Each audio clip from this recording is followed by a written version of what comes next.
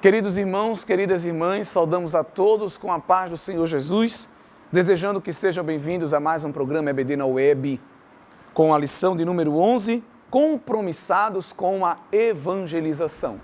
Igreja pentecostal que não evangeliza não é igreja pentecostal, porque vamos observar que o trabalho evangelístico está intimamente ligado ao derramamento do poder do Espírito Santo.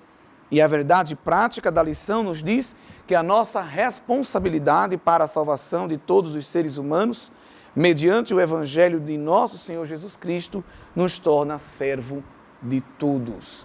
É importante que essa lição sobre a evangelização seja bem falada na classe, porque vivemos uma dificuldade nos dias atuais, num pensamento de muitos irmãos, da departamentalização do trabalho evangelístico.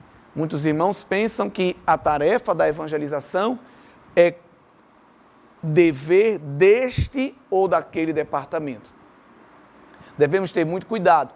Nossa igreja é uma igreja rica, grande, uma igreja viva, uma igreja dinâmica, porém, além dos trabalhos departamentais relacionados à obra da evangelização, todo e qualquer cristão tem o chamado divino para esta obra. Posso até dizer que é obrigação de todo e qualquer crente o trabalho da evangelização, mesmo que ele não esteja matriculado neste ou naquele departamento. Nós temos diversos departamentos que se dobram para a evangelização, que se debruçam, que se dedicam, mas todos nós, independente de faixa etária, independente de tempo de experiência, independente de ser pessoa com muito conhecimento, pouco conhecimento, ter cargo na igreja ou não, independente de tudo isso, devemos fazer ressoar em nossos corações aquele chamado que Jesus fez aos pecadores, dizendo: vinde a mim e vos farei pescadores de homens. Jesus não prometeu nada, pelo contrário, disse: vem que eu tenho um trabalho para vocês fazerem. E aquela oração que o Senhor Jesus pediu, Jesus fez um pedido de oração que ainda hoje ele está sendo feito. Tem um pedido de oração que Jesus fez, que ainda hoje está sendo feito. Rogai ao Senhor da seara que envie trabalhadores, porque os campos estão brancos, a seara é grande, mas são poucos os ceifeiros, são poucos aqueles que estão trabalhando na colheita. E que colheita? A colheita das almas salvas pelo poder da palavra do Senhor Jesus. Querido professor, chame a atenção do seu aluno que a igreja tem essa responsabilidade, porque ela é a única agência do reino de Deus na terra. Deus não confiou a pregação do evangelho a ninguém. Deus não confiou a pregação do evangelho no mundo aos anjos. Olha que coisa linda. Poderia ter chamado aí uma milícia de querubins, de serafins para pregar, mas ele confiou essa tarefa à igreja. A igreja militante, a igreja que marcha, que luta, que labuta pela fé que uma vez foi dada, a fim de cumprir a carreira que lhe está proposta. Pregando a palavra de Deus a quem? A todo o mundo. E é importante que você, professor, esteja atento a isso. Por quê? Porque a Bíblia está recheada de textos bíblicos que chamam, convidam, convocam, intimam, comissionam o salvo, o remido a pregar o Evangelho. Independente da denominação, independente do bairro, independente do modo de governo eclesiástico, independente da declaração de fé, se aquela igreja é uma igreja séria, que ama, proclama e pratica a palavra de Deus, o Evangelho do Senhor Jesus, a sã doutrina, essa igreja ela deve estar comprometida com a obra evangelística. E por que esse interesse de Deus de que o Evangelho seja pregado? Porque através apenas deste Evangelho é que alguém pode conhecer a salvação, não é? Não há nenhum outro modo pelo qual o homem conheça o plano da salvação. Sabemos que Deus tem outros modos de revelação. Cremos na revelação natural de Deus, né? Há dois tipos de revelação, revelação geral e especial. Nós temos a revelação de Deus através da natureza, através das criaturas, da obra das suas mãos, e temos a revelação de Deus através da palavra. há pessoas que mesmo nunca tendo ouvido a palavra, nunca poderão dizer que não conheceram Deus, porque Deus está impresso na criação e também colocou em nossa consciência o senso de certo e de errado.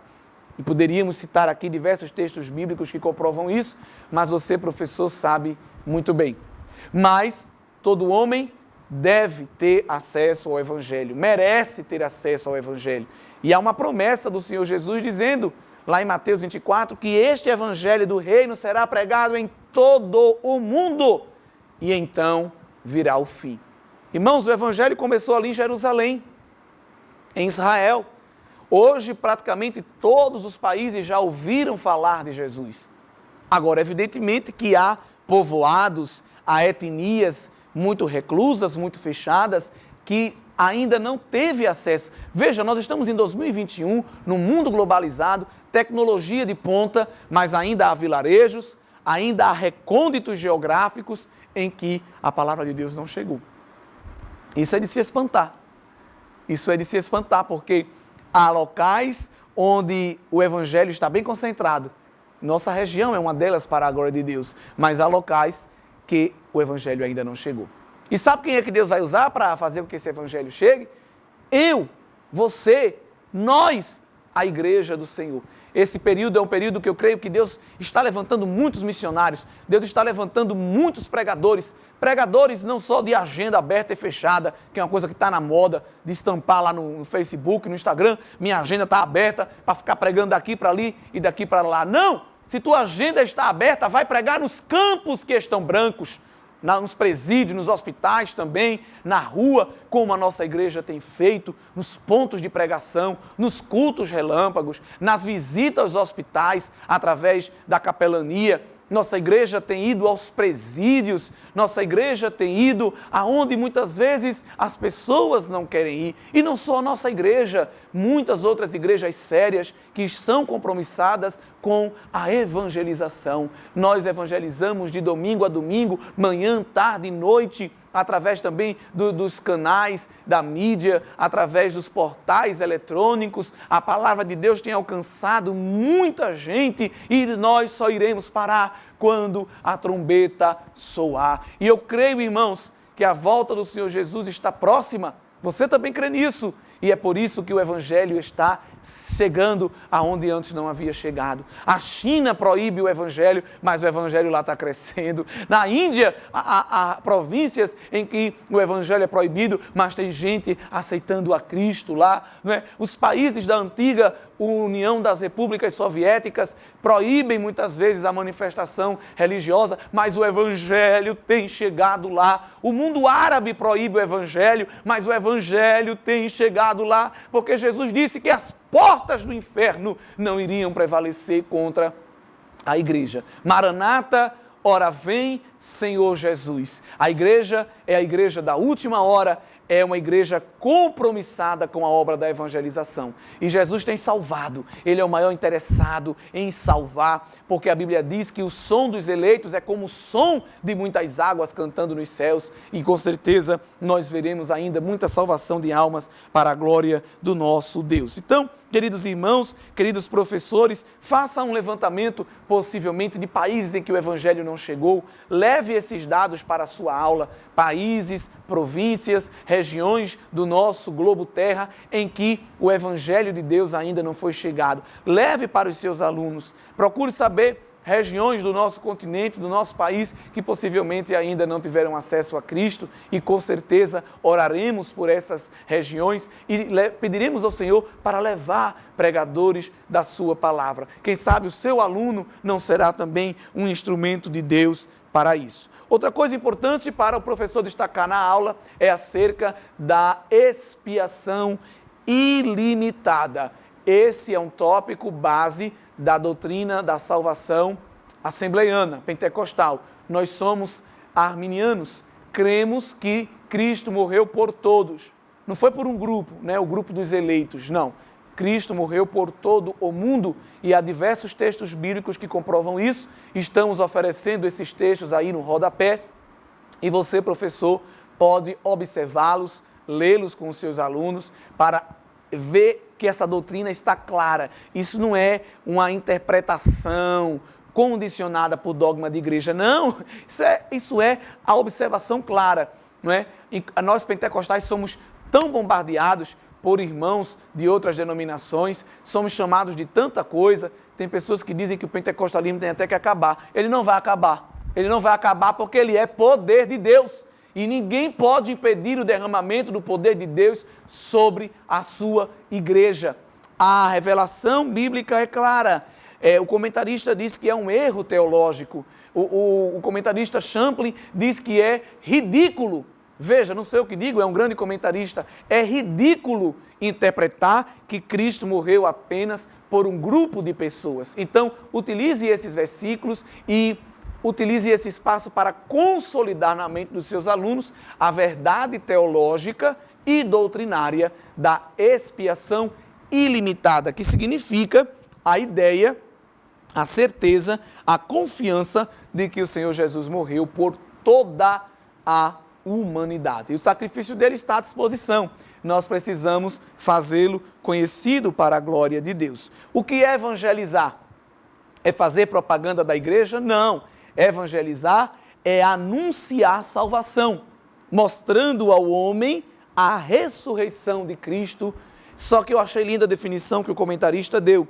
Evangelização é testemunhar com ousadia a ressurreição de Jesus pelo poder do Espírito Santo. Não é como quem vende um produto, não é como quem apresenta uma tese acadêmica, é diferente, porque é revestido de poder e os corações estão endurecidos, as mentes estão cauterizadas, os olhos estão cegos, mas quando o Evangelho chega no poder do Espírito, as cadeias se quebram, as escamas dos olhos caem, o coração de pedra vira coração de carne e o homem crê, aceita, confessa e entende a necessidade de encontrar salvação em Cristo Jesus. Mostre também, querida igreja, a necessidade do derramamento do poder do Espírito para a proclamação da palavra. Observe que a primeira coisa que o Senhor Jesus faz é prometer poder para quem vai pregar, como aparece lá em Atos 1:8. E esse desafio continua,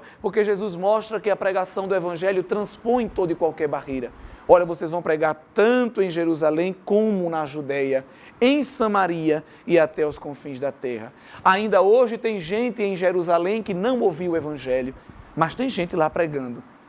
Ainda tem gente nas regiões, como eu disse, mais recônditas da terra, que não ouviram, mas Deus está levantando gente para pregar. E o nome do Senhor está sendo glorificado em tudo isso. Nós estamos aguardando o Senhor, mas até que Ele venha, estaremos anunciando a sua palavra, tanto em Jerusalém, como na Judeia, em Samaria e até os confins da terra. Observem que quem está cheio deste poder vai para onde ninguém vai, porque judeu não suportava samaritano. Mas quando se encheram de poder, o Evangelho chegou rapidinho em Samaria, no território dos gentios. Aleluia! E nós vamos ver nos capítulos subsequentes de Atos, capítulo 8, capítulo 10, como o Evangelho cresce em Samaria, em território gentio. De maneira que Pedro chega lá um dia e vê na casa de Cornélio todo mundo falando em línguas, cheio do Espírito Santo, e os irmãos da circuncisão, ou seja, aqueles que vieram do judaísmo, aqueles que achavam que era crente da gema, olhou para aquilo e disse: como pode? Aleluia! Como pode esses homens estarem falando em línguas, estarem cheios do Espírito Santo? Então, se eles estão cheios, o que impede de serem batizados em águas? Nós vamos ver, irmão, um povo que já estava mais cheio de Deus, até mesmo dos que aqueles que eram crentes da gema, me permita essa expressão. Por quê? Porque o Evangelho de Jesus ultrapassa as barreiras geográficas, ultrapassa as barreiras culturais. Agora, eu quero chamar a atenção também que o trabalho missionário da igreja, ele é muito interessante, porque ele precisa de um equilíbrio. A missão da igreja, ela respeita a cultura, ela utiliza métodos para alcançar a cultura, mas a palavra do Senhor é supracultural. A palavra do Senhor, ela vai além de qualquer cultura. Ela serve para qualquer etnia, para um aborígene, para um índio andino, um indígena andino, ela serve para uma pessoa do continente africano, para alguém caucasiano, para alguém da linhagem mongol, chinesa, independente da etnia. O Evangelho chega e quebra todas as barreiras, desfaz o pecado, dissolve a escuridão. Mas para alcançar essas culturas, a igreja precisa se adaptar. Se adaptar quanto ao método da pregação, o método de apresentação do Evangelho, mas nunca adaptar a mensagem, porque a mensagem é uma só. Aleluia. Veja que Paulo, quando chega em Tessalônica, ele prega de um jeito. Quando chega em Antioquia, ele prega de outro. Quando chega em Jerusalém, ele utiliza outro recurso. Ele muda o jeito. Quando ele chega diante dos doutores, ele prega no nível dos doutores. Quando ele chega no nível do povo, ele prega no nível do povo. Mas a mensagem, o conteúdo, a essência é a mesma. Então, se for pregar na China, se for pregar na Europa, não é? Um país rico, um continente frio, rico, cheio de conhecimento, tido como o velho mundo, você vai usar uma estratégia. Mas se você vai para o sul da Ásia, um povo politeísta, um povo que vive em pobreza, um povo que vive com outras necessidades, que está acostumado a adorar a natureza, você já vai ter outra abordagem. Né? Se você chega na América Latina, tem uma outra abordagem. Se você chega na Oceania, naquelas ilhas remotas, já vai ser outra abordagem. Mas entendemos que no final de contas todos professam a Cristo. E o mais lindo disso é, você chega no continente africano, os irmãos estão adorando a Deus de uma maneira. Você chega na Europa, os irmãos estão adorando a Deus da sua maneira. Aqui na América, os irmãos adoram a Deus de uma maneira. Mas quando você vê quem está sendo adorado, aleluia, irrompe dos corações o mesmo sentimento. Porque um alemão, um egípcio, um sul-africano, um marroquino, um mexicano, um japonês, ele adora com outra língua, com outra veste, com outro jeito, mas a adoração é endereçada à mesma pessoa, do mesmo jeito, no levantar da mão, num fechar do olho, num dizer de um aleluia, nós vemos que o mesmo Deus está sendo adorado. Esta é a grandeza do Evangelho. Essa é a grandeza de uma igreja que faz missões. Ela utiliza estratégias dadas pelo próprio Espírito Santo para se adequar àquela matriz cultural, mas o Evangelho é pregado e a pessoa crê a Cristo, crê em Cristo, serve a Cristo ali da mesma maneira e essência que nós estamos servindo aqui. E é lindo porque Apocalipse 5 nos diz que quando tudo for consumado, cada um vai adorar a Deus na sua etnia. O verso 11 diz que se ouviu a voz dos adoradores como número de milhões e milhares de milhares. E essas criaturas vinham adorar a Deus. E o verso 9 é nos dito que Deus comprou pessoas de toda tribo, toda língua, todo povo e toda nação, para fazê-los reis e sacerdotes e reinarem com Deus sobre a terra. E todo esse povo vai se juntar e vai cantar: digno é o Cordeiro que foi morto de receber poder, riqueza, sabedoria, força, honra, glória e ações de graça. Glória a Deus. Vamos trabalhar, igreja. Vamos evangelizar nosso bairro.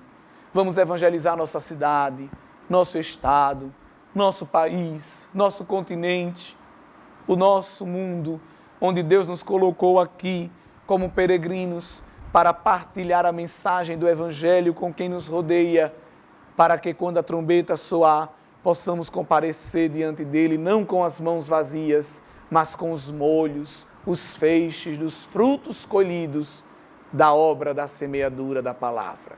Que Deus abençoe a escola dominical. Que você pergunte, professor, na sua aula, como um instrumento exortativo de Deus, quem e quanto dos seus alunos tem se esforçado para a obra da evangelização. Porque quem é pentecostal anuncia o Evangelho do Senhor Jesus. Texto áureo em Romanos 1,16 nos diz: porque não me envergonho do Evangelho de Cristo, pois é o poder de Deus para a salvação de todo aquele que crê, primeiro do judeu e também do grego.